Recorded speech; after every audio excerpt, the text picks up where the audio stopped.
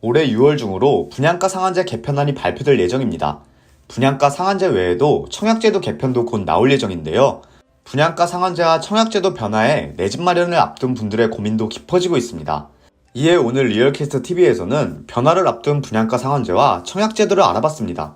본격적인 영상 시작에 앞서 좋아요, 구독, 알림 설정 부탁드립니다.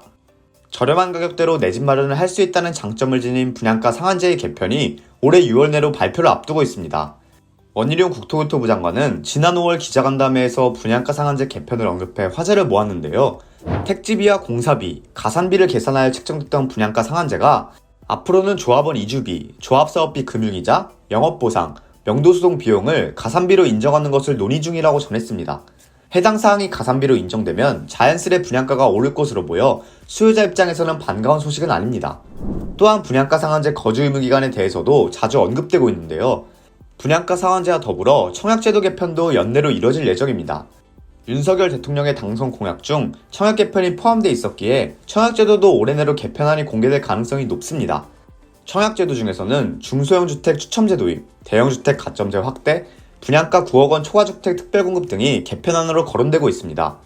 아직까지 정확한 개편안이 공개된 것은 아니지만 꾸준히 해당 사항에 대한 내용이 이슈를 일으키고 있는데요. 그럼 분양가 상한제와 청약제도 개편안으로 언급되고 있는 사항은 어떤 것이 있는지 자세히 살펴볼까요? 이번 청약제도 개편의 핵심은 추첨제 확대입니다. 현재 청약제도를 보면 투기과열지구 전용면적 85제곱미터 이하 주택은 100% 가점제입니다.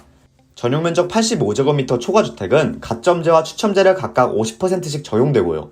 그렇다 보니 2030 세대의 경우 청약 당첨은 사실 로또나 다름없죠. 아무래도 부양가족수, 무주택 기간 등 여러 조건에서 밀리니까요.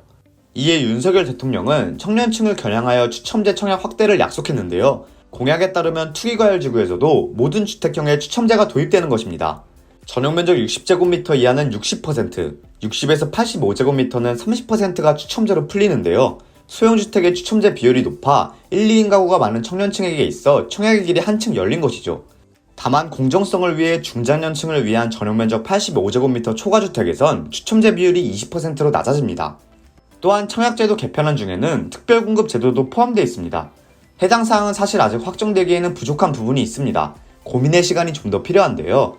지금 청약제도에서 분양가 9억 원 초과주택은 생애 최초, 신혼부부 등이 모두 일반 공급으로 진행됩니다. 이에 분양가 9억 원 초과주택에도 특별공급을 도입하자는 것이 대통령직 인수위원회 의견이었는데요. 관련 부처에서는 아직 확정하기에는 이르다는 입장입니다. 청약제도 개편의 경우 국토교통부만의 일은 아닙니다. 금융과도 밀접하게 다양한 부처와의 협력이 필요하죠. 분양가 상한제 개편으로 분양가 상승에 대한 것도 화제지만 거주 의무기간에 대한 의견도 관심이 뜨겁습니다. 거주 의무기간이 없어지는 것은 아닙니다. 기존 최초 입주 가능일부터가 아닌 해당 주택의 양도, 상속, 증여 이전까지를 실거주 기간으로 변경했는데요. 현재 주택법 시행령을 보면 해당 주택에 입주하기 위하여 준비기간이 필요한 경우 해당 주택에 거주한 것으로 보는 기간은 최초 입주 가능일부터 90일까지로 한다 라는 기준이 있습니다. 여기서 최초 입주 가능일이 삭제된 것이죠. 그럼 거주 의무 기간에 대한 내용이 중요한 이유는 무엇일까요? 거주 의무 기간은 사실 갭투자 방지 목적이 강했습니다. 거주 의무 기간이 시행된 후 전월세 매물이 감소하기도 했는데요.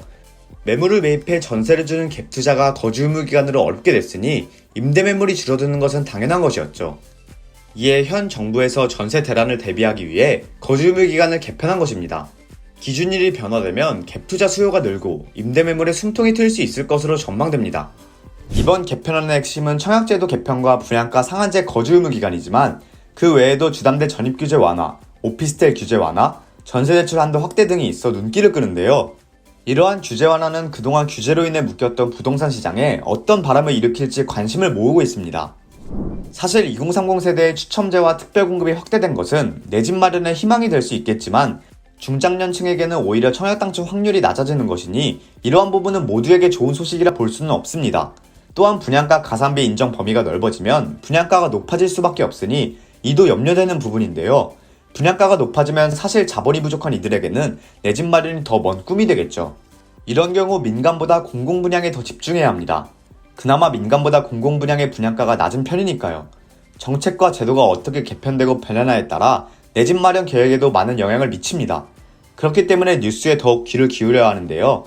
청약제도와 분양가 상한제 등 여러 부동산 규제에 대한 개편을 앞둔 지금 많은 정보를 체크하여 대비책을 마련해둬야 합니다.